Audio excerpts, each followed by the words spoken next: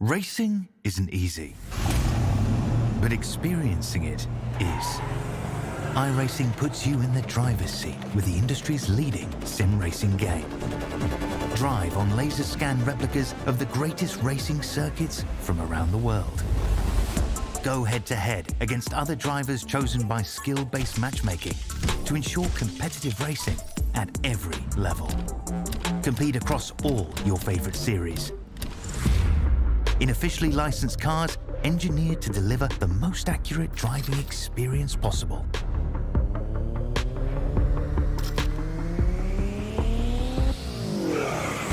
Join a race or host your own with players from across the globe. Race against the computer or in a league with friends. Feel the thrill behind the wheel. Visit iRacing.com.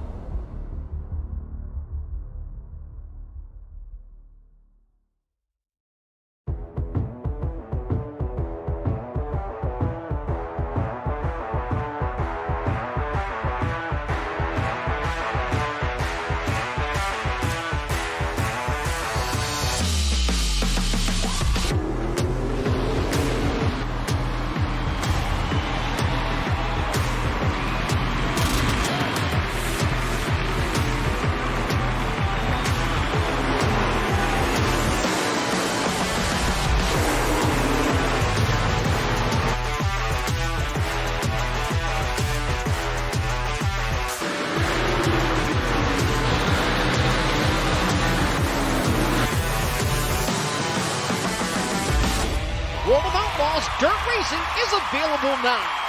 Download your copy today.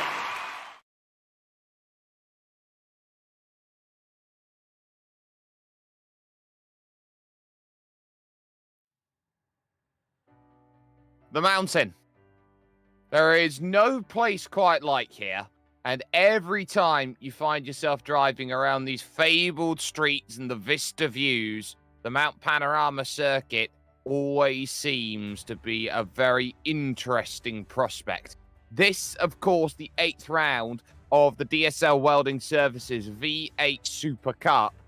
This is the great race, and it's the great race for a reason on the great weekend of the 12-hour. It's one of those 250k races which opens up the door of strategy, and then you start to think, well, if I'm able to make something happen here on this of the 250ks, we've got a really good chance to see some amazing racing. Good morning, good afternoon, good evening to everyone watching around the world. My name is Jake Sperry. Joining alongside with me is Brady Baldwin for today's action. And we've seen it so many times around this place. What a V8 race around Mount Panorama can do, Brady. But today, as we zoom on down in on where we find ourselves, this is going to be the big one. I think every driver knows and understands what they need to do around this place. Thank you for the wonderful introduction once again, Sperry. Welcome all. And like you said, Sperry, it's Bathurst. It's going to turn it on. It never disappoints whatsoever. And I think these drivers are in for a hectic race tonight. We've seen it last night in the V8 Veteran Series here on SimSpeed TV. It produced chaos. It produced action. And I'm sure tonight's going to be exactly the same. Keep an eye out then. The difficulty starts at turn 2 and heads all the way to turn number 19. That is the mountain road that everybody will be trying to circumnavigate here today on what is this anti-clockwise 23-turn circuit. 6.213 kilometers, 3.861 miles of absolute pure driving masterclass as they will get themselves into play today. But this is the sort of race where you have to talk championships going in. 7 rounds in, Andrew Dyson absolutely flying on 261 points, clear by a good margin then of 78 over Blake Warboy. So a number of rounds in the back pocket to cover at this stage. Sebastian Varndell has relinquished that second place position, has fallen backwards by just a point, with Thomas Freeman, Blake Delaney and Tim Mulford 4th, 5th and 6th. Door open though with a couple of mistakes, and Michael Taliancic has pretty much put him out of contention, likes of Dylan O'Shea and Jai Schultz. moving up then into the top 10 with work. But Brady, sports standings have been interesting, and it couldn't be much closer at the top. Yeah, you're certainly right. Jake, the racing in the Sport Championship has been phenomenal all season.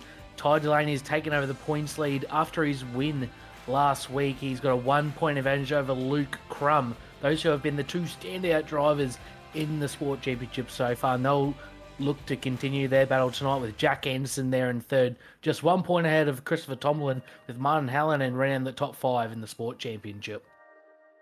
Yeah, you got the likes there of drivers who aren't necessarily full-time every race, down towards the bottom, like Shane Nowens and Kobe Jordan find themselves in that mix here today. But this is what they have to tackle with. So it's 60 minutes worth of practice, 30 minutes worth of qualifying, and then a 32 lap race here today. So they've got themselves 3 tyre sets over the course of the race, which is something that we traditionally tend to see. And then you've got yourselves, of course, the 66.6 litre fuel tank, as we actually went underneath the mountain there just for a little moment. As things stand in qualifying, though, it is the number 4 car that we've got focus on, Sebastian Varndal, who finds the wall there at turn 2. So over at very difficult Griffin's Bend, it all goes wrong.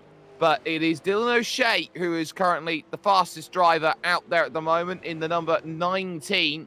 I think it is a very important point to mention right now that there is a certain lack of a Mr. Andrew Dyson. So I think missing the great race, or the great sim race here in the DSL V8 SuperCup, that's going to be a free kick for everybody else to close back up the gap. Yeah, certainly the loss of Blake Warboys and Sebastian Varndal, P2 and 3 in the championship, will certainly be looking to put their best foot forward tonight. In the absence of Andrew Dyson, try and close up the points gap, make it interesting for the last few rounds of the season. But Dyson's teammate Dylan O'Shea, we see on the top of the stand, he's 2.5 tenths clear of Blake Warboys, which is an outstanding effort. He's actually just dipped in the 2-minute 1.999. It's showing 2 minutes flat on our screen, but Dylan O'Shea is certainly showing some really good pace in qualifying.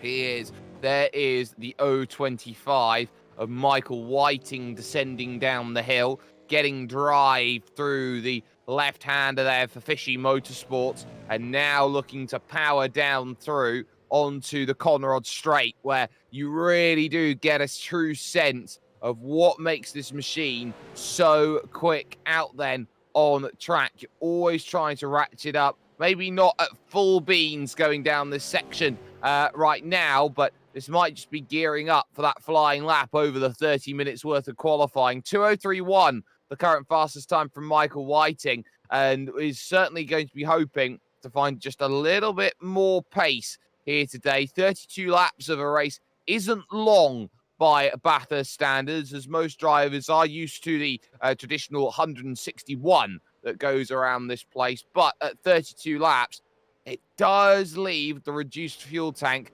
today at about a 2-stop strategy, maybe with some heavy fuel saving and a couple of safety cars. This turns into a 1-stop race. But Varndal right now also looking to gear up. And I tell you what, perfect box seat in the house, Brady. If you're looking to try and get maximum points today, put your qualifying lap time behind the guy who is the quickest at the moment in the session.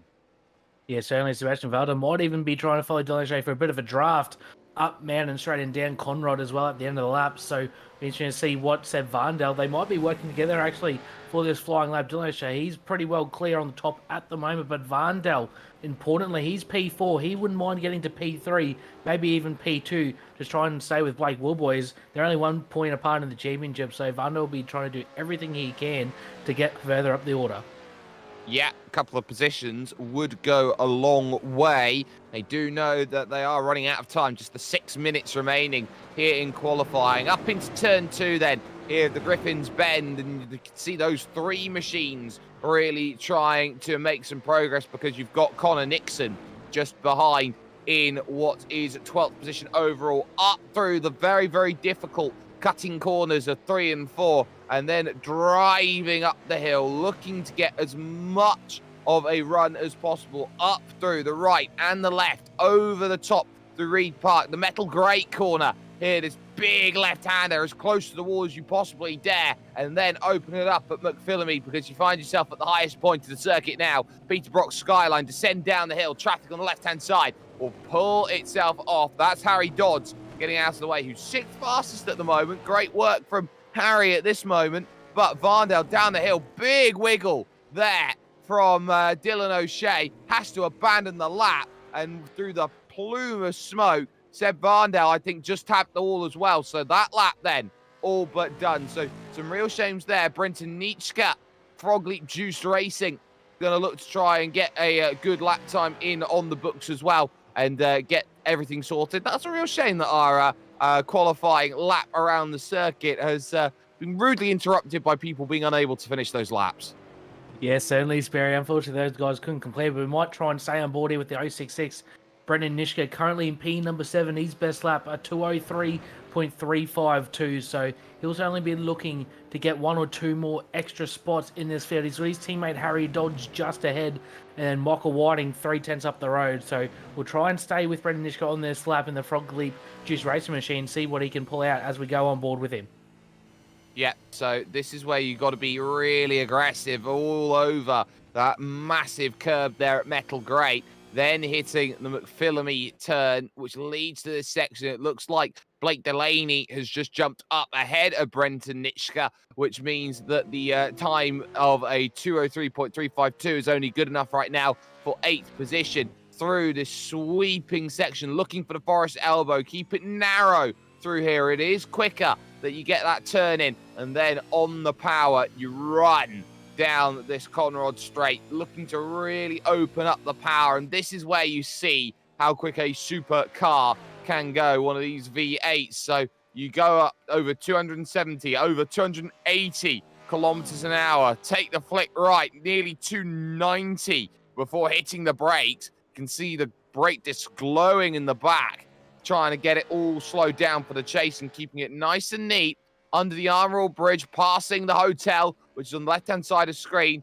and into the final corner out here and over towards the line. We'll see what time it is from Nitschke. It's a 2:03.562, so no improvements there. But drivers know they've got to be on track now inside these final 3 minutes, or they're going to be at risk of not finding any improvements overall in terms of time. There's a couple of drivers who haven't set a time out there overall, and the big name is the 888 who hasn't got out there and set anything that is representative, and that is Rick Kuznetsov.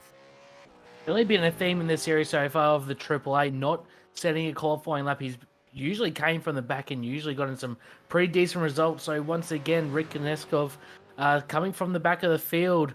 We'll certainly see how his progress goes throughout the race. But Harry Dodds in the 981 machine, he's currently P number 6. We just talked about him before, just ahead of his teammate Brendan Nitschke, who got split by Blake Delaney in the 08 machine for Fishy Motorsports. So we'll see what Harry Dodds can do. Tidy little end to the lap so far through the chase. Now coming to Murray's, a very important braking application for turn number 23. We'll see if he can improve on that 2:03.267. He will.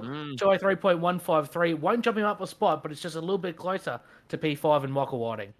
And that'll be the end of his qualifying efforts out there. So Harry Dodds doing well. There is Martin Hallinan out there. Oh, trouble in the back. Not quite sure how that ended up going through. I think that was Michael Whiting who ended up pretty much pinballing off of 3 walls there after turn 2. Very easily done out there on circuit. But Hallinan for Twisted Key is looking to try and get something sorted, because he's wanting to try and get up to the very top of the sports category right now, which is being held by the championship leader, Ty Delaney. 0.4 of a second between Ty and Luke Crum at this moment. Hallinan currently 3rd fastest and is 0.7 of a second off at this moment. But this is the sort of category where you find, magically, time in chunks down the hill, trying to get that drive. Yeah, certainly. In these guys, you can make up little bits all throughout the lap. And this track at Bathurst too is probably not one of the worst tracks not to be off pole position, as we see Michael Whiting have a huge moment there on the VRS replay. But the toe is so big on this track, up Mountain Straight and down Conrod. So if you're within a couple of tenths of a car in front, you can certainly stay with them throughout the race. You can save a bit of fuel. So we've seen even last time on the V8 Veterans, I'll reference that again. the leader of the race, who led most of the race, didn't end up winning because he got outdrafted essentially at the end of the race. So it's not also important to be the leader at this track. You can come from deep in the field and pass a lot of cars. You certainly can. Over the line goes Howland, 2:06.3. No improvement there. And we are about to see the clock tick down to about 2-1-0. So Seth Brown will be the last drive to keep a focus on. Blake Delaney, Fishy Motorsports, up now and descending down the hill through the Big Dipper, getting all of the use of the track he possibly can before hitting the massive descent that is the Forest Elbow. So easy to run. It's a little bit too deep and have to really compromise the time, but onto the Conrod Straight. And now heading towards the fastest corner in Australian sim racing, which is the chase section of track. So what can Blake Delaney do to find a bit more time out there? 0.2 of a second to reach 6th place, right on the limiters every single time, jumping down the gears and now getting drive off of the exit of the chase. Is this going to be a lap where he's going to feel very comfortable with this? Now heading through Murray's Corner to end this one outright. And over the line goes Blake Delaney. And it's a 2:03.8, so it's down by half a second over that time. Brenton Nitschke is also looking to try and find something to open up a little bit of time. Knows that in comparison to Blake Delaney, it's only 12 thousandths that's needed. So the job a little bit easier, trying to open out the circuit to gain that time in the 066 machine, but it's going to overcook it going through into the chase. And that'll be the end of that qualifying lap then for the Frog Leap Juiced Racing car. So some real shames there in terms of trying to get it all together, but it looks like the field is pretty much sorted in terms of how everybody's going to look.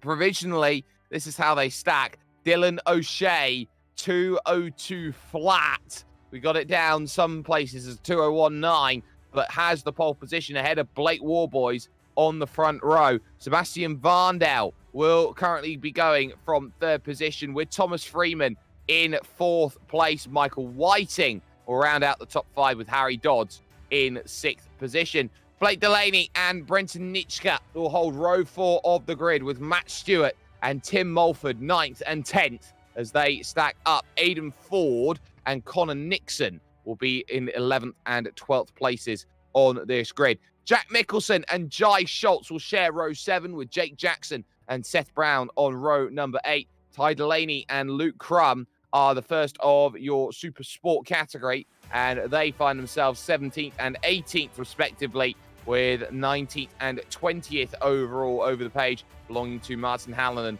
and Matthew Shanahan. Chris Tomlin, Shane Nouns, and Aidan Schultz, the last drivers then to set a representative lap time, with Rick Kuznetsov unable to put a time down on the board as we get ourselves ready for the 32 laps around this Mount Panorama circuit. The drivers will have themselves 2 minutes to get themselves gridded up, or they will start from that place known as pit lane. And this is going to be a difficult 32 laps, and it is all dependent on how they go out and drive this. You get a sense, Brady, that this is the track that is most driven, most understood by all these drivers. So you expect them to drive to a very good limit, but this is the mountain. And even if you can drive this track better than any place else, it still bites.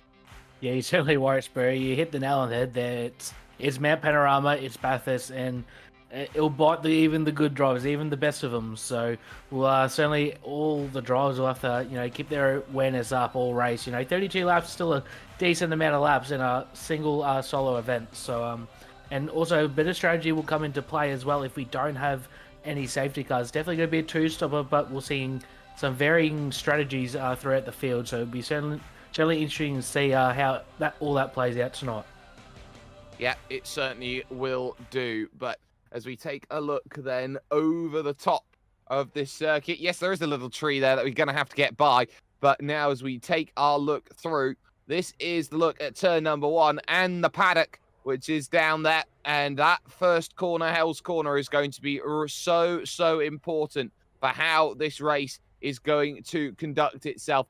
Don't expect many moves into turn 1, but when you've got turn 1, that short shoot run to the opening corner, it's the straight afterwards where you get most of the drive and where most of the dramas begin here with your DSL Welding V8 SuperCup. So, at the front of the field, it's worth noting Dylan O'Shea, Blake Warboys, and Sebastian Varndell. Those are the sorts of drivers, Thomas Freeman as well, who's going to want to try and get maximum points today at the mountain to chase down Andrew Dyson, who for the first time this season is not here. And we talk about points because we are reaching the crunch time of the season. You've got to get everything you possibly can out of it right now. Watch out as well for those 2 Frog Leap Racing juiced cars as the green flag will drop and we will get ourselves racing then 32 laps. Dylan O'Shea with a monster start. Then here at the mountain, got a perfect drive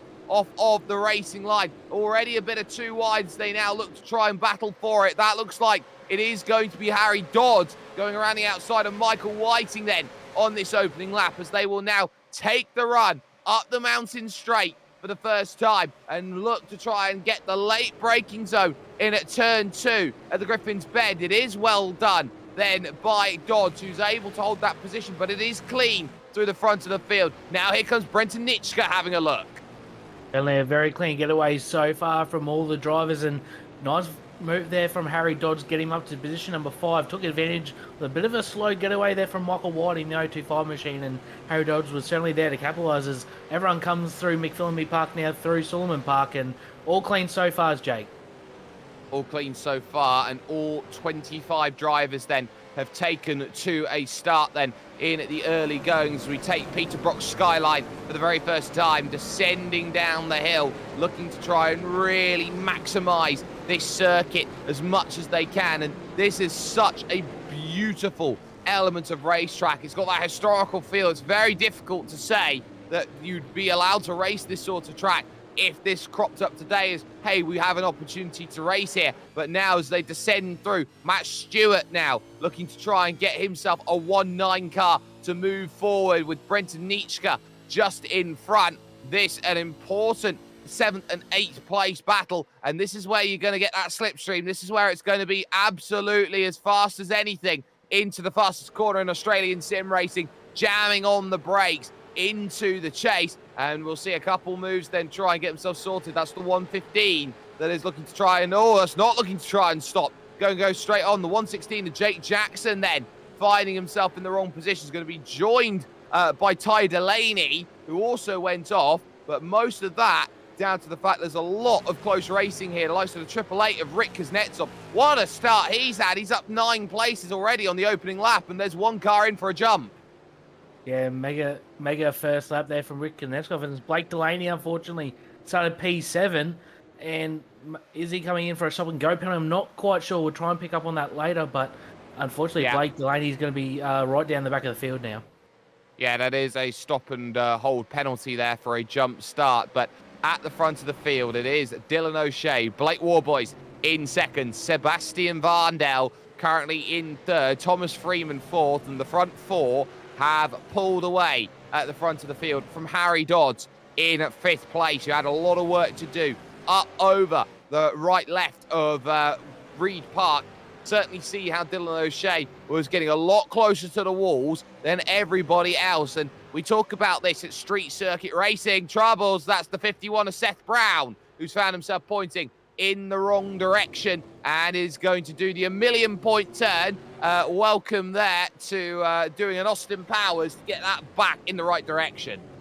Yeah, unfortunately, a bit of a mistake there from Seth Brown, trying to pick up on it and just ran wide there at the cutting and just lost the rear end. So unfortunately, Seth Brown was in P15 before that.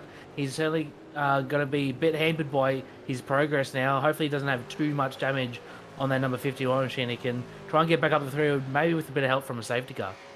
Well, a bit of help, but you're going to have to try and summon one, which is never a guarantee when it comes to racing. Now, there will be looks up and over. There's some side-by-side going into the chase right now with Matt Stewart, who I believe has just made the move through on Brenton Nitschke. Nitschke now will look behind at Mulford and Nixon then in terms of racing, who are both going to try and find themselves a way through. There's a look from the 1-9 car there of Connor Nixon, trying to get the pass, but isn't going to find it, so it's going to have to stay into line. But another move then done at the chase. And the chase is going to be the prime place to get it done today, because you've got that mountain where you're bottled up and you can't necessarily find everything that you want. We're going to take a little look, though, at the Virtual Racing School replay then to get a little bit of an understanding of this start. So how much of this is a jump then from Blake Delaney? We'll see there. Oh, gotcha, we caught you. It's very easy to do that, and we'll see any moment that you go over the line. At that point, when you jump the start, surely it's the sort of thing, Brady, you look at it and you've just got to go.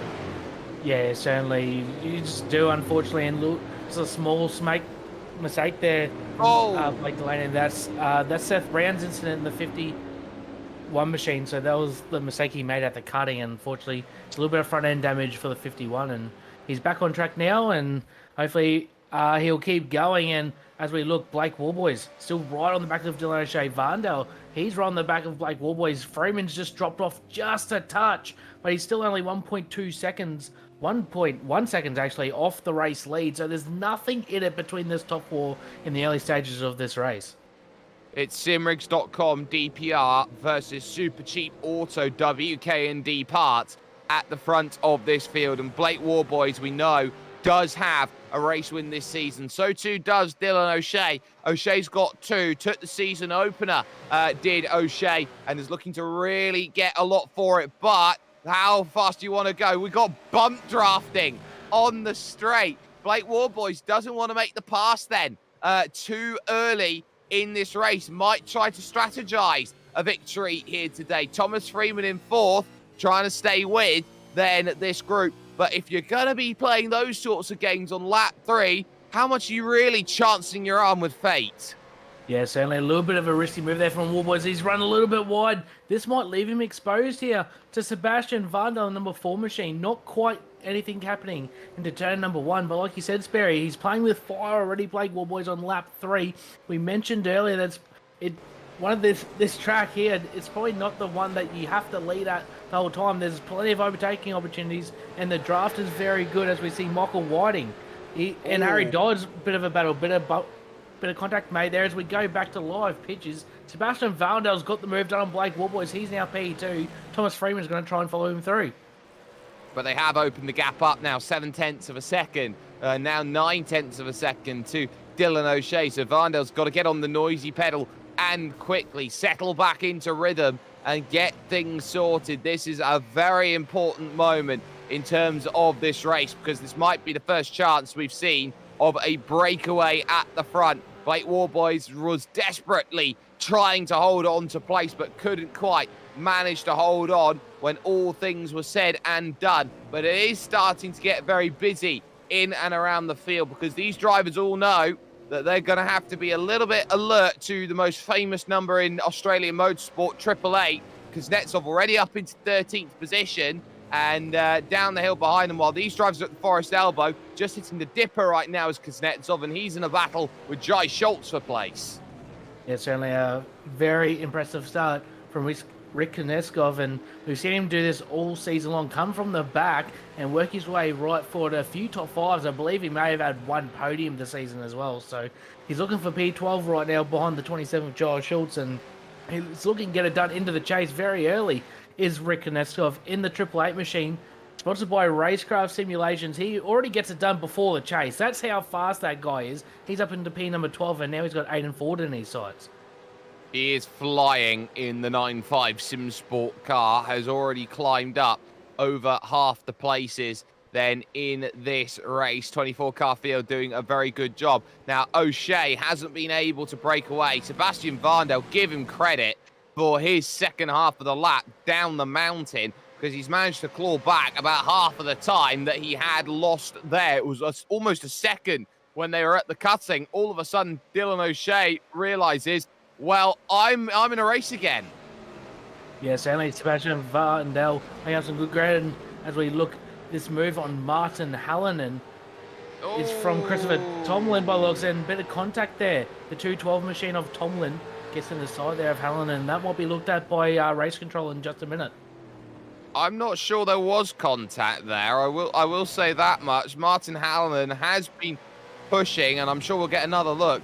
But that is a really, really important moment in the sport category. So you got to keep an eye out on them as they now try and get as much as they can through. But at least for number 19 leading this race, you're not going to have 32 laps of a canter. You're going to be at it pretty much for the entirety of this race. Varndell flinging the car down the hill, and it's really nice to see Sebastian Varndell with a turn of pace. Hasn't had a turn of pace in a long time, so you're going to see this on the brakes. He just locks up the rear axle, and just like that, loops it around all on his own, avoids all contact with everybody else. So I'd say that's just a case of, well, I've just sent it in a little bit too deep over, and I couldn't get the car stopped the way I needed to. Yeah, thank you, Producer Jay, for those photos. Yeah, Martin Helen, you just said it correctly, Sperry. Just locked the rear end up, and unfortunately, just a little mistake at the end of the chase, turn number 22 there, and unfortunately, he's lost a little bit of ground. He was running in contention for a podium spot in the sport category, and he's also P3 in the championship, so he's certainly got to try and get the skates on once again, try and make another move. And Sebastian Varndell, speaking of moves, he's right on the back of Dylan O'Shea. We've said it before, he's been probably one of the more consistent guys in this series, always around the top 5 to 6 cars, but we have not seen him this far up the front and contending for a win so far. It's really good, and he's got some massive pace over Dylan O'Shea at the moment. We haven't seen it since the opening round when Sebastian Varndell was probably the closest challenger to the likes of Andrew Dyson. But now for Varndell, opens it out, looks to the inside, going for the race lead on Dylan O'Shea, who's got nothing for it at turn 2 at the Griffin's Bend. So Sebastian Varndell now will move into the race lead here on lap 6. And this becomes a battle of what do you want to do over the course of this race. Flicking through, you can see how wide Dylan O'Shea is, and he's bottling up the group now as they go up the hill. It's not often that you see 7/10 of a second lost in the space of about 3 corners, but that's what we've just witnessed. Yeah, certainly Varndell's already moved away from Dylan O'Shea. It's 0.8 of a second now, so maybe O'Shea's just struggling with the rear tyres, maybe, or the balance of the race car at the moment. He just certainly doesn't look as good as what he did in the first probably opening 2 or 3 laps, and so it looks like he's struggling just a little bit. It's out to 0.9 now. Blake Warboys and Thomas Freeman will be licking their lips. They're going to try and make this opportunity count, try and get past Dylan O'Shea and put him on the back foot. Well, we'll get another little look at this then to see just how important of a move it was. But as they now descend down the hill, a chance to reset and get through. So this is another little incident then that we've seen on the brakes into the left. Oh, that is a hard exit then through for the 028 car of Martin Halloran, twice in 2 laps. He's been bitten here at this very corner then, this very important chase. And now you start realizing, well, what makes it difficult is that you never quite have the same place to brake twice around that little section of track. Top 4, though, gathering it back up and getting themselves back into rhythm and position once again. We'll take another little look then at the pass for the race lead, and this is just as good as the mountain section gets. You tuck up underneath in the draft, over the crest you get the advantage, pull over to the right-hand side, get yourself the turn in on entry, and thank you very much. That's how easily you can make the pass here at Mount Panorama. It was a textbook Griffin's Bend pass there from Sebastian Varndell. Got a really good run off Hell Corner, turn number 1, and got the move done pretty early into Griffin's Bend. As we see Jai Schultz in the pit lane, bit of an early stop. We were predicting 12 to 13 laps for a stint with the restricted fuel tank capacity, and certainly if we go green the whole way, it'll certainly be a 2-stop race. So maybe just a little bit early maybe from Jai Schultz. So we'll see how that one plays out later on.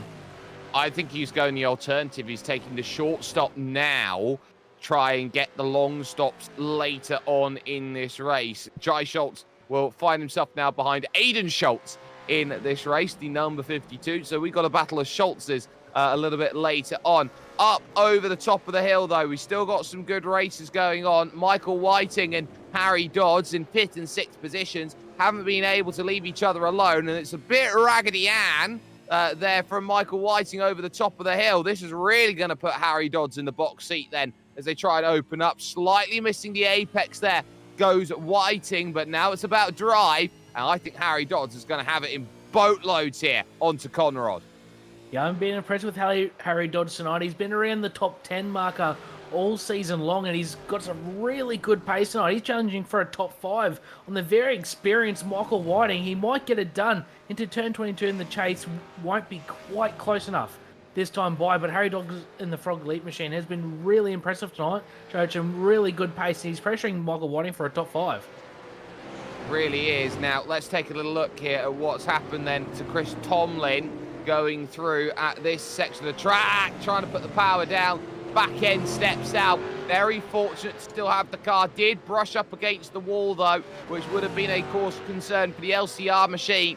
But that there is another indication of you've got to be patient around Mount Panorama, because it's about all of these sections of track that you wouldn't normally have. It's an uphill exit out to the cutting, and it's very easy just to loop the car up. How close does Dylan O'Shea want to be? The answer is very through turn number 2, and really now saying to Sebastian Varndell, well, if you want the front of the field, I'm still going to pressure you each and every way.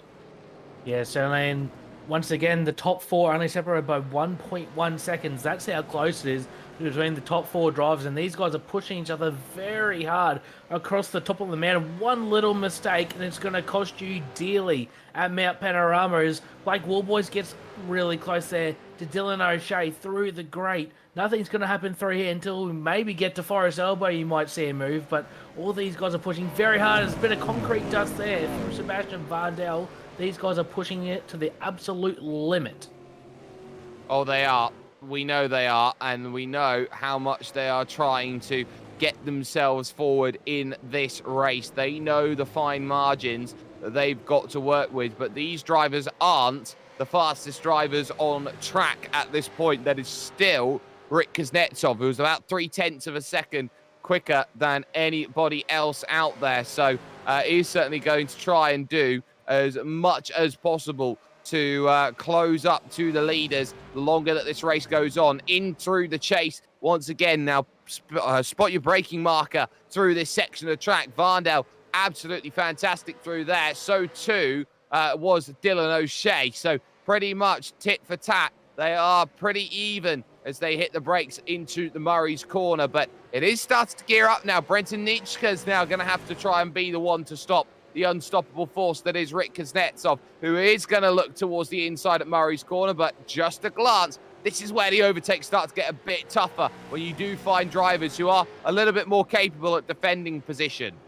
Yeah, certainly. He's gone through the sport field with a little bit of ease, and probably as he should. He's probably one of the top drivers in this series, the Triple Eight machine, and now he's on the back of Brendan Nitschke and Connor Nixon just ahead. So, like you said, Sperry, it's going to be a little bit more difficult for him to get these overtakes done, but he's only 12 seconds off the lead. If we have a safety car or maybe a little bit of strategy goes his way, he can be in real contention for this race, as we see a change for the lead. Dylan O'Shea in the number 19 machine has gotten past Sebastian Varndell once again. He's done it into Griffin's Bend, so he's returned serve for the Griffin's Bend pass. Return serve, and you can see how he manages it down the hill over to the inside and under braking Varndell a little bit earlier on the brakes to try and get as much on the exit as he possibly can. It's some brilliant driving between the pair of them as they will now get down the hill, looking to try and get as much out of this fantastic white water rafting rapid section of track. But Varndell getting incredibly close to the barriers allows Dylan O'Shea a small reprieve through this section. That includes the big lockup, and this might actually open the door up to Blake Warboys, who I think's been very clever here, who has been biding his time in this race, hasn't really been extending too much, and crucially has been able to fuel save a little bit. Doesn't want to make any passes. He just bump drafts once again as they run through the chase section, and then on the brakes once more, trying to get the cars all slowed up at what is the toughest place on the track to get the car slowed. They go at speeds here, Brady, up to Formula One speed, nearly 200 miles an hour, but they also have to get it stopped, which makes it doubly difficult, as once more, it looks like Kuznetsov's had a little bit of damage to the side of the car, has been bottled up for the entire lap with Brenton Nitschke. Finally gets it to the inside. Nitschke will understeer out, gets a lot of curb, though, to go through, and Kuznetsov finally has his pass. Yeah, that'll be P9 there for Rick Kuznetsov in the Triple A machine. A nice move there at Murray's corner, and Like you said, Sperry, these guys are certainly going really fast in the chase, 290 plus kilometers an hour into that famous chase. So these guys are really on the edge, and we see a little bit of a moment there, that last lap from Sebastian Vandel at Forest Elbow. So a little bit of a rear unsettlement there for the number 4 machine, and be interesting to see. We're only a couple laps away from when these guys have to pit, because they're going to run out of fuel quite soon. Will any of these top 4 make a potential undercut to try and jump their competitors, because it's so close? 1 or 2 seconds you may save in a stop could lead to a big gain. It really could, but of course then you lose that small amount over the course of your next stint because you don't have the tyre life compared to the other drivers. So you just have to play with the checks and balances around this circuit. It can really play havoc with the way that you go through. But at least right now, I'm not sure people are thinking about undercuts. I think they're thinking about keeping in range, because Dylan O'Shea opens the taps up knowing that the pit stop window is close. And suddenly, a gap which was nothing 2 laps ago, it's 1.5 seconds. Yeah, he's certainly done a good job, Dylan O'Shea. He's figured out that it's time to go now, and he's built that gap. He's built himself a bit of security coming to the first cycle of pit stops, and now Sebastian Vandel's going to be a bit under threat from Blake Wallboys, and Thomas Freeman, let's not discount him. He's right there in the battle. He just dropped off a little bit of Blake Wallboys, but he's certainly not far out of it so far, as Rick Koneskov makes another move down the inside of Connor Nixon. There'll be P number 8. He is on the move.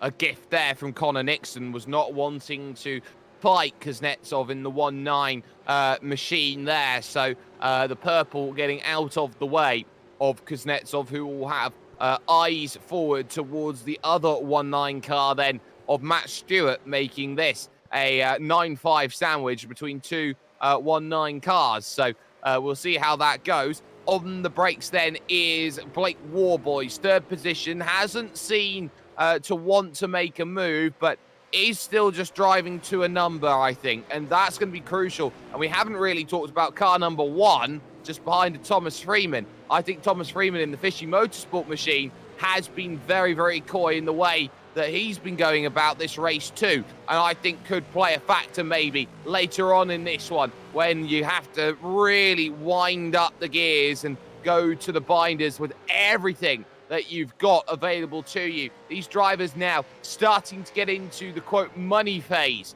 of the race, where they've just got to dig in and just build good lap after good lap. I certainly agree with your earlier comment before, Sperry. I think Blake Woolworth sat pretty well in this race. He sat behind Vandel, sat beside Dylan O'Shea. He's been saving fuel and looking after his equipment the whole race. Same could be said for Thomas Freeman. So I think Vandel and O'Shea might be a little bit more heavier or lighter on fuel, as I think they've burnt a little bit more as they've been leading the race. And we'll have to watch out for Blake Woolworth. He might just jump Sebastian Vandel in one of these 2 sets of pit stops, and I think he's going to be a really good position for the end of the race. Luke Crum is currently your Super Sport category leader. He's 37 seconds off the race, leading the LCR car, and holds a 4-second gap over Matthew Shanahan in 2nd position. Crucially, Ty Delaney is back there in 3rd, as we have side-by-side on the Conrad Straight. This is Tim Mulford then losing out. Jack Mickelson will take the place then as they race into the chase. And Mulford and Sons is going to have to try and work hard then to get back that pass, and is still waiting there with the hydrographics machine. And in fact, it's going to take the join over left. It's going to take the early pit stop then to get things done and sorted. So this a crucial first stop, and it's also going to be important that we take a look at why this is an early first stop, because it's going to be down the hill where it goes a little bit wrong. Going to get himself right up in, and that's what the mountain can do to you there. If you get it wrong once, it's only once you're ever going to get it wrong. But Tim Mulford's going to have to take it into the pits, and of course there is no fast repairs in this series, so he's going to have to repair any mandatory damage that's on that car. Yeah, certainly, and whatever he can't get fixed, it won't help him in the straight line whatsoever, and this is definitely not the place you want to have front bumper damage. It's going to affect you massively on the straights, up to 5 to 10 kilometers an hour, which is tenths of a second in lap time. So unfortunately, that little mistake for Tim Mulford, we talk about it all the time. This place will bite you, small or big. Any little mistake, it will bite you big. It will. And that much we do know. In through the Forest Elbow goes the driver in 4th position right now. And that is Thomas Freeman for Fishy Motorsports. Now looking to try and pilot that Mustang, that Ford Mustang, to some dizzying high speed up over the top of the brow here, and looking towards this next flick right, of course, of the chase. In sim time, by the way, is just coming up to about 7:30 in the morning right now. It's almost like they're running on British time at this point with how early this race is. Track temperature is 22 degrees. It's only going to get hotter as this race goes on. So these drivers would probably, the way they've got the car set up, want this race to go pretty quickly before the understeer becomes a factor. Yeah, certainly, Sperry. I agree. 20 laps to go this time by Police as we look at Rick Koneskov in the number 888 machine. He's right now on the back of Matt Stewart in the 04 machine, who is in P number 7 at the moment. He's had a really good race, Matt Stewart. I've been impressed with his efforts, as well as Harry Dodds so far tonight. He's moved up 2 spots since the beginning, but I just don't think he's got quite enough to hold off the 888 machine, because he's got some rapid pace at the moment. Yeah, he's got some rapid pace, but Harry Dodds didn't have the best of downhills as Kuznetsov searches for the inside and can't quite manage to find it. So at least for the moment, it looks like the likes of Harry Dodds and co. Did lose a little bit of time, and Kuznetsov is about 3 seconds quicker. The reason why Dodds lost all the time was he clipped the inside at the Forest Elbow over that last lap, but up over the top of the hill, you can't really make a move. They say making a move over the mountain is a sign of desperation, never leads to anything good. But these drivers now know and understand what they need to do. Just be patient around this place. They know that they've got the chance to go through. We'll take a double look then here. This is the replay on the bottom of your screen. This is how the contact was made last lap, and it's just the smallest tap, which allows the back end to step out, and all the pace of the car just effectively went through that section. Yeah, certainly such a minor mistake there for Harry Dodds, but it's going to affect him massively throughout the rest of this race. A little bit of damage on the car, so hopefully it doesn't slow him down too much as we look at the 888 machine. Once again, Rick Kuznetsov, he's doing a fantastic job so far. He's looking on the back of Matt Stewart. Stewart goes for the inside. He's going to attack Harry Dodds down the inside of the chase. Mate, oh, nearly contacts, mate. Maybe a little bit of a rub there from Stewart. That's going to leave him vulnerable to Kuznetsov into Murray's corner. The 888 machine will line him up, try and get the job done. Very well done under brakes there for the 888. He'll move up to P7. And none of these drivers coming in then at the end of lap 13. Connor Nixon, though, does decide to make a pit stop. And these drivers are hoping that there's a free stop on the horizon, but there very much might not be out there on track if they are not too careful about it. So this is going to be a worthwhile battle out there at this point. But for Kuznetsov, he knows Harry Dodds is next, and that will put him in this opening stint, mind you, from 24th to 6th position, tackling 3/4 of the field. The one thing that he'll struggle, though, with next is catching up the next drivers, because he's already lost to the race leader, Dylan O'Shea, 15 seconds in this race. Yeah, certainly right. The one thing he does have on his side is pace. Lap 12, so 2 laps ago, he was the fastest car on circuit. He was quicker than O'Shea, Farndale, Warboys, Freeman. He was quicker than them all. So the one thing he has up his sleeve is raw pace. So he's, like you said, he's 15 seconds off the lead. It's a lot of ground to make up, especially when you're racing against these faster guys. But maybe just a little bit of luck with strategy. Maybe a little bit of luck with a safety car. He could be right in this battle, but he needs a little bit of luck, like I said, Jake.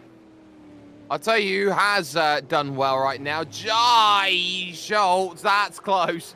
By Kuznetsov down at the Forest Elbow. He's flying. Jai Schultz has come out ahead of Connor Nixon because Jai Schultz took the early pit stop. So this is a big undercut that's come into play from Jai Schultz. He now knows he's used that advantage quite nicely, and is going to try and work through the middle phase of the race. Yes, he'll have to come in about 7 laps time, as in comes number 19, your race leader, Dylan O'Shea is going to be joined by Sebastian Varndell, but crucially, the two behind who had dropped back to about 4 seconds down are both going to stay out an extra lap then and are going to hit their 15th lap of the race. If they can reach lap 16 with some intense fuel saving, that is going to be massive in terms of this race because it puts them on a one-stop strategy compared to a two-stop strategy. This is where it gets really close in terms of how much fuel you can get out of this Mount Panorama circuit. It's amazing how much you can save fuel around here.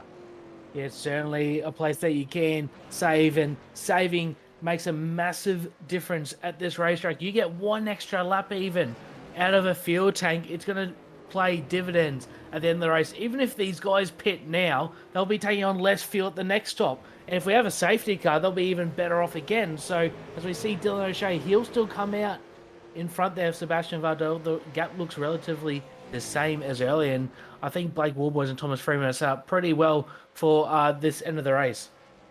I think they are too. And Harry Dodds has come out behind Matt Stewart then in the pits, your top two as things stand. And look at this. Look at where they're all going to cycle out then as they go through, because that is Connor Nixon who's just gone through on Jai Schultz. He's not going to be a million miles away from Dodds and Stewart's and Kuznetsov right now out on circuit. So those drivers in and around the top 10 at the moment, because the likes of Matthew Shanahan yet to make a stop out there at the moment. Brenton Nitschke, Michael Whiting, Thomas Freeman, and Blake Warboys, the only other four.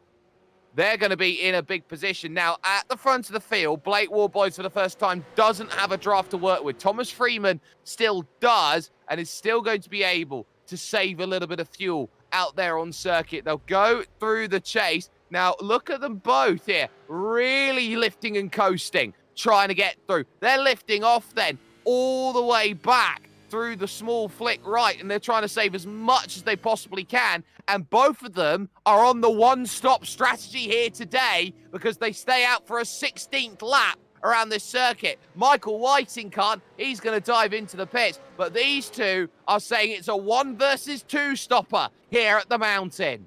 This is certainly very, very bold from Warboys and Thomas Freeman. Unfortunately, he might be held up here with a bit of traffic with Martin Helen, but it's going to help him because it's going to give him a tow up Mountain Straight. I just looked at some figures there. Blake Warboys and Thomas Freeman only got up to 250 kilometers an hour down Conrad Straight. That's 40 kilometers an hour less than a normal lap. So these guys are full save, full max save at the moment, and they're going to be surely pitting this time by for that one-stop strategy. It's probably going to work out, hopefully, really good for them. They got 33 seconds over Dylan O'Shea, but remember, unless these guys save ridiculous amount of fuel or a safety car, then I think Warboys and Freeman have kicked a massive goal here because they're going to come out way in front.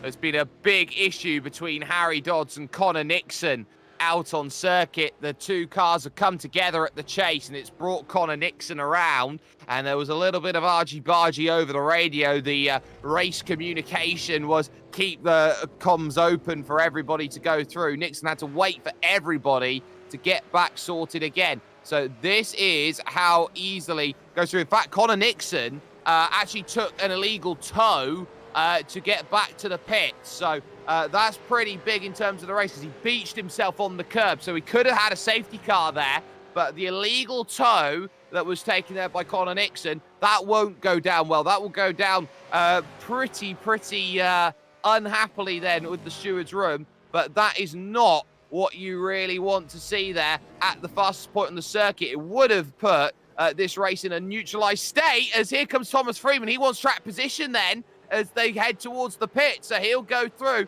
he'll make the move happen, and he will move himself up to the race lead, but only for a moment because they're both diving in. They're taking a pit stop. It's going to be interesting to see how this fares out with Dylan O'Shea and Sebastian Varndell. Another look at the Connor Nixon incident with Harry Dodds.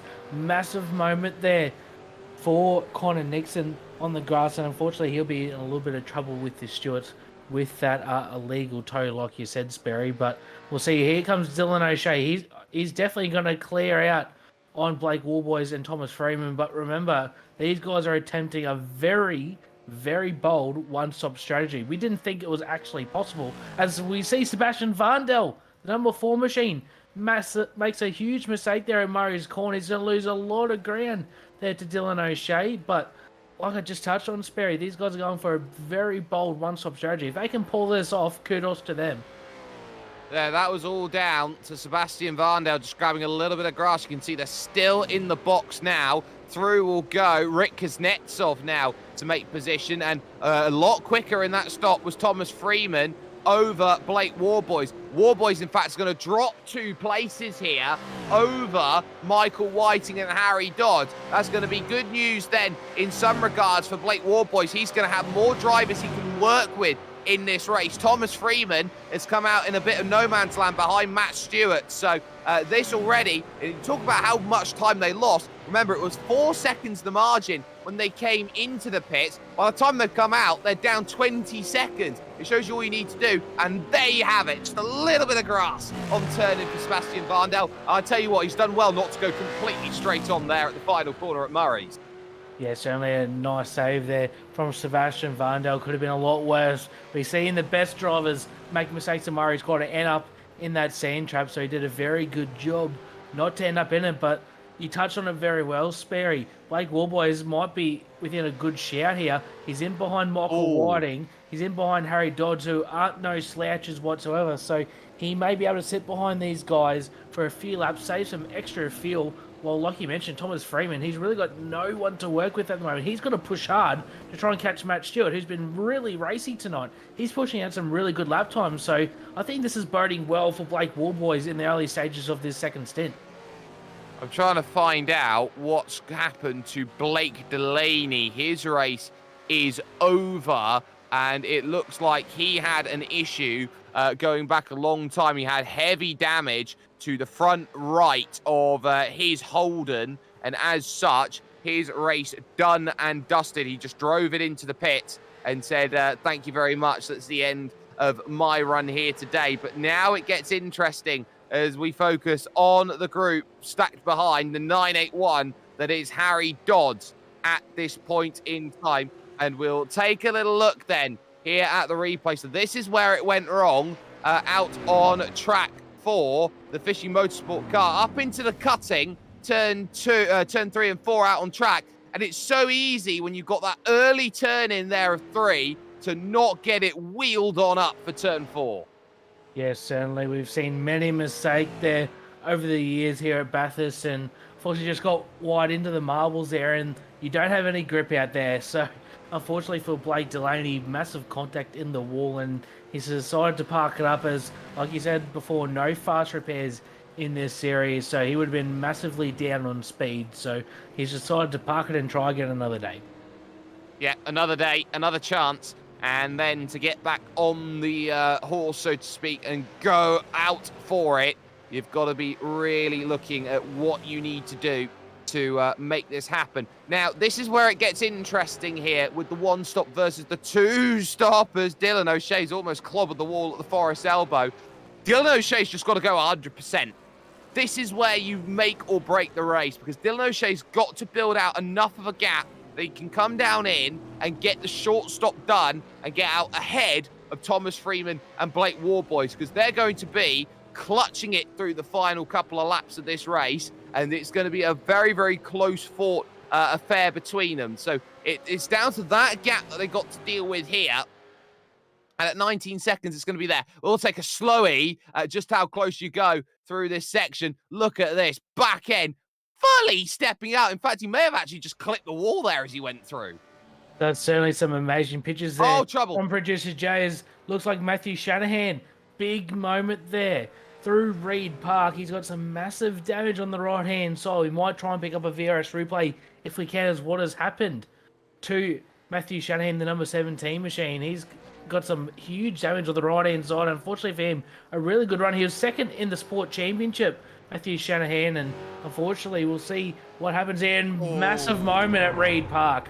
Massive moment. We've seen, like I said, I can say it for every corner in this place, so many mistakes made from the best in sim and real life at this place. Unfortunately, he's now down to P3 in class, but unfortunately he's got a lot of damage on his car, and he might not be able to continue with that. No, he won't. the black and orange mechanical flags are out. I think that's the end of Matthew Shanahan's race. He was able to get the car going again, though, and that is crucial in terms of what they wanted to do. Still, though, the race is on 6, 7, and 8, and in the pits now is Jai Schultz. This will be the second of the pit stops out there for him. He's now gearing it up, 14-lap stint to bring it on home, and he's going to try and get that undercut sorted. He's going to use the life of the tyres compared to the short stop, which is going to be a tough outing then. But over the top of the mountain, 6th, 7th, and 8th go once again. Blake Warboys is comfortable in the position he's in, running this sort of pace because he is able to save the fuel,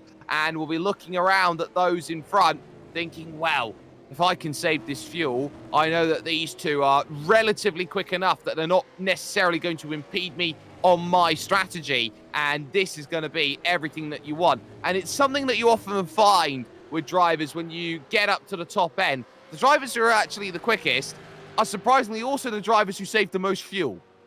Yeah, you certainly knocked it on the head there, Sperry. And I'm just looking at some quick lap times at the moment for the last couple of laps. Dylan O'Shea, he just did a 2:03.6, so he's full push mode. He did under 2:03.3 just a couple of laps ago. Sebastian Vandel, he's doing low minute 2-minute 4s. Thomas Freeman, he's doing 2-minute 4.9, sorry. Blake Warboys, he's doing 2-minute 5.4, so that just shows how much slower Blake Warboys is compared to Dylan O'Shea and Sebastian Vandel at the moment. He's full save at the moment. He really needs some fuel saving to get home, and Thomas Freeman, he's pushing a little bit harder, so I'm a little bit worried about the number 1 machine if he's burning up too much fuel in this stint with no tow. I'm just having a look over at the final corner because I saw a number of tyre tracks down there, which indicates someone's been off down at that section of road. As now here is the little pivot over. Blake Warboys is going to move to the middle of the pack going through. It was Martin Hallinan who found himself off the road then at the final corner, almost beached himself in. He's got himself back going again. So Martin Hallinan now, who has just been lapped by the race leader, he's having a real torrid time of things. He's just found himself off at the final corner. Yeah, certainly. It's been a bit of a rough night for the 028 machine. He's shown a lot of promise throughout this series, and unfortunately just tonight, the Boundons beat him, unfortunately. It's just one of those nights for him, as Michael Whiting's dropped off the back of Harry Dodds and Blake Warboy, so maybe a mistake there for the 025 machine. He's dropped right back from these guys. Yeah, he's down now by a good 8-9 tenths of a second, and that just coming off of the exit. And those are the tyre tracks that we're talking about. And this is where iRacing's dynamic track system comes into play, because not only do you see those tyre tracks, but that's going to bring all the gravel and the grass onto the circuit in that final section. And that is never a sight that you want to see. Your car's gone off into those barriers, but has fortunately come out the other side of it and has been able to continue on with the race without damage, or with limited damage, I should say, onto this fastest section. And all of a sudden, this pace isn't good enough for me. I am over-saving the fuel. Blake Warboys will make the pass and will take the place on Harry Dodd, who is going to push him slightly through the corner, but Warboys is able to hold on to station at this point. So Blake Warboys deciding, you know what, I'm going to have to get this going. So here's the replay on the brakes. Try and get it slow. No, back end's not going to cooperate. And it's just going to, effectively tap like it's a Tokyo Drift into the rear of the machine there. So very much troubles. And race continues on despite Hallinan's escapades over the course of racing today. Blake Warboys, like we just seen, get in front of Harry Dodds. He's decided it's now time to go. He's got 4 seconds to make up on Thomas Freeman. And well, I was just having a quick look up Mountain Straight that previous time by Michael Whiting, why he was so far behind. He slowed down and let Blake Warboys pass intentionally. Maybe there's a little bit of strategy there with his teammate Thomas Freeman being up ahead. Maybe he's making Blake Warboys burn up a little bit more fuel to help his teammate, but looks like Blake Warboys just decided himself, let's get on with it. He's got a margin to make up on Thomas Freeman. Well, this is Shane Nowens, who has run into troubles as well. He's done well to keep it to just a small tap there at the Forest elbow. He was immediately on the binders, and you start noticing that when a lot of drivers race this circuit, is that they know how to get out of trouble here. Yeah, he certainly rides a nice save there from Shane now, and he's done a really good job to keep it out of the fence. Not an easy thing to do around this place. As we have a look again at Blake Warboys in the number 63 machine, he's managing his race really nicely. This time by will be 11 laps to go. He's decided to push on and try and make the margin up to the number 1 machine as Dylan O'Shea. He's got about 6 seconds, 6.9 seconds on Sebastian Varndale, so he's checked out. He's doing some absolute ripper lap times. Varndale's pace has dropped off massively from earlier in the race, so it'll be interesting to see how this fares out. It looks like it's going to be between, if Dylan O'Shea can somehow pull out the gap even more, it's up to about 26 seconds at the moment, 27.9 actually, excuse me, and he's trying not going to get that stop. They're both not going to get that stop. So both Aidan Ford and Tim Mulford drive proverbially off the cliff as they played the game of chicken. Jack Mickelson, 2 free positions for the price of nothing. That is what you love to see if you are in the Infinity Racing camp out there at this point. So there for Jack Mickelson. That was pretty much everything that you wanted to see and a bit more. Dylan O'Shea, by the way, is running some incredible lap times, 2:03.5 last time through. We said he needed to be full bore. Oh, you bet he is right now. He is pushing this car to the absolute limit, the DPR simrigs.com machine. He is pushing it to the absolute limit. These are qualifying laps at the moment for Dylan O'Shea. He's letting it all hang out at the moment. He's got 28.5 seconds to Thomas Freeman, so he's pushing that gap out more and more every lap. The last time by, he was 2.4 seconds quicker than Thomas Freeman the last time by. 2.5 quicker than Blake Warboy, so he is pushing it to the absolute limit. He wants to try and make this two-stop strategy work. Well, you do know that Freeman and Warboys are driving to a number, and that's why there is a big difference in pace. And they made the choice late, I must add as well, that they wanted to stay in a range and they wanted to go into the fuel save mode. So those two drivers working, but Dylan O'Shea knows that if he just drives quick enough lap times, he will bridge the gap to 1 pit stop here around Mount Panorama. And remember, it's a very, very late line here to get yourself stopped up then for this race. And if you can get yourself into the pits and served an out, it is a very short transit because, of course, the pit straight here, next to nothing long, which is going to be massive in terms of this one. And now this is going to be the interesting game now because here comes Michael Whiting. He'll come back through on the inside then for Blake Warboy. So back into position goes Michael Whiting, which is not where Fishy, if they're coordinating this, want to be. Whiting defends the position into Murray's corner, and there's no intention here to really make things happen. And I wonder if Michael Whiting's been given the hurry up to say, well, I'm out here on my own. I'm isolated here, is Thomas Freeman, and I need someone to get right up to me right now. Otherwise, I'm not going to make it home on this one stop. I think your call is correct because Thomas Freeman's last lap was a 2 minute 6.6 compared to Blake Warboy's. We know he's slowing down at the moment. He's 2:05.6, so 1 second quicker. So I think you're right, Spear. I think Freeman's just slow up just a little bit to try and get a bit of assistance from his teammate. Since he's pitted on lap 16, he's been all alone this whole time. So it's certainly not helping his race at the moment. And one thing to remember with Dylan O'Shea, he's going to have much fresher tyres at the end of this race, lower fuel. He might be able to make a charge through if he builds enough gap up in this stint. Both then, Aidan Ford and Tim Mulford have come into the pits to make their final stop. So too has Jake Jackson come in to make his final stop then of the race. This then is where the race stacks up. It is a game of 1 stop versus 2 stop, but the 1 stoppers now are over half a minute down on your race leaders. Almost 32 seconds now for Thomas Freeman down to Dylan O'Shea at this moment in time, and it becomes a massive, massive race. Blake Warboys, who we've had most of the focus on here in this second half of the race, 34 seconds behind the leader, but he hasn't been in an isolated position. His fuel numbers have looked pretty good, and he's going to be a real benchmark in terms of how things go, because he is right in that title picture along with Sebastian Varndale, and they're both trying to get as much they can today with the absence of Andrew Dyson, who has been, quote-unquote, to pardon the pun, hoovering up everything possible so far this season. Yeah, certainly Warboys will have that in the back of his mind throughout this race. He's in championship contention, so he can't Uh-oh. do anything too silly. It looks very busy at the final corner here between Whiting, Warboys, and also Harry Dodds, and Thomas Freeman slowed right up, and now Warboys goes past Michael Whiting, so a lot of cat and mouse here between the two fishy cars and Blake Warboys. This is going to get very interesting very shortly.